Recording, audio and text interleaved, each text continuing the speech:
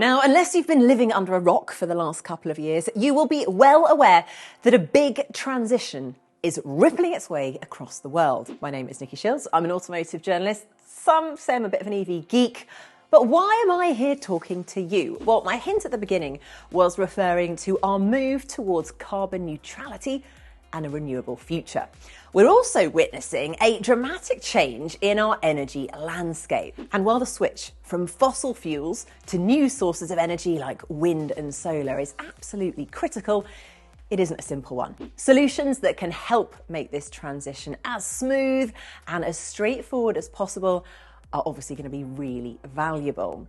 And as our mobility becomes increasingly electrified, one such solution is actually closer to becoming an everyday reality than you might have realised. Well, we're actually already seeing lots of progress, and the next 10 years will see a rapid growth in the number of electric vehicles on our roads. Now, this is the interesting thing. A recent study by the European Environment Agency actually found that in the future, up to 80% of cars in the EU will be electric. Now, I am sure you are already aware that the EU is phasing out the sale of new petrol and new diesel-powered cars by 2035. This is all part of an effort to reach its goal of producing net zero carbon emissions by 2050. At the same time, renewable sources of energy are on the increase.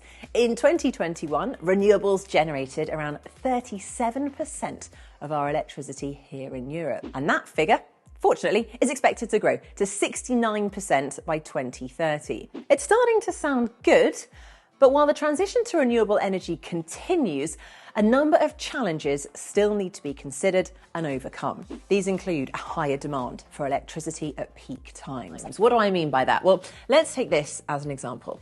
When we wake up in the morning, turn our kettles on, or for the caffeine addicts, put our coffee machines on, or perhaps in the evening, we cook a meal after work whilst watching the TV. We see a spike in energy demand, which is instantly created. In addition, the level of fossil fuels that generate electricity decrease from 39% in 2019 to 37% in 2021. So a lot more needs to be done to reduce the carbon intensity of energy creation. And countries still need to increase their capacity to generate and store energy to meet the higher demand in the future. So let's think about this. When it comes to storing energy, batteries, like the larger ones found in EVs, could actually become a really efficient solution. Now, this potential will only grow as EV ownership increases and has the knock-on effect of increasing the number of large batteries that energy can be stored in, and they are often connected to the grid.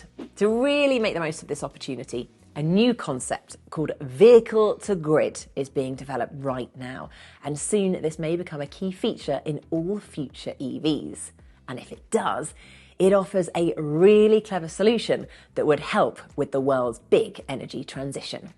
Vehicle-to-grid, or as the cool kids like to call it, V2G, will not only benefit EV owners, but also wider communities and local energy grids. Now, here's how it works. When equipped with V2G technology, EVs can actually act as a storage place for renewable energy generated by wind and solar. By intelligently choosing a time to charge when there's plenty of renewable energy available, they can then feed renewable energy back to the grid during times when solar or wind power can't be generated, at night or on a day when there's calm weather, for example. Also, during peak times when large amounts of energy are being consumed, V2G technology will allow EVs to supply electricity back to the grid as and when needed, and that will help even out the demand. As the infrastructure to support vehicle-to-grid technology is further developed and used to manage the supply of energy, the greater the potential benefit for our communities. For example, when wind turbines or solar panels produce more electricity than the grid actually requires, V2G-enabled EVs can be used to store that excess electricity. Meanwhile, as well as making renewable energy available around the clock, EV owners could even earn money through their vehicle's battery on the electricity market. Yeah, I thought that would get your attention. When you think about it, for much of the day, EVs remain parked and stationary. And actually most daily journeys usually only require around 1/10 of the car's battery capacity when it's actually being driven. After charging their vehicles at a lower cost during off-peak hours, EV owners could then sell the unused energy in their batteries during the peak times when electricity is in demand and its price is higher. This way, EV batteries can be used as a source of flexible and low carbon energy to support the stability of your local grid.